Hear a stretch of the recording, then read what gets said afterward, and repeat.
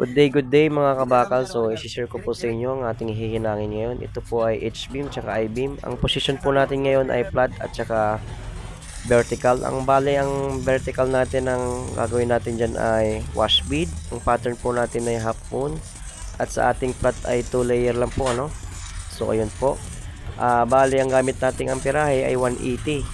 Pag nagwa 190 po tayo ay natutunaw po siya, ano, kasi manipis po yung bakal natin. Bale, ito na po yung ating final capping. Comment naman po kayo dyan mga kabakal kung sakto lang po yung ating lusaw, ano. And then, tignan nyo po mabuti yung ating hinang kung nag-improve na po ba kung para sa dati. So, ayun siya mga kabakal. Same process pala yun ang gamit nating welding rod. 7018, 3.2, 350mm. Ayan po yung ating half moon. Ayan. Medyo consistent na po siya, no, mga kabakal. Salamat mga kabakal sa panonood, no? At sana huwag po kayong magsawa. God bless mga kabakal.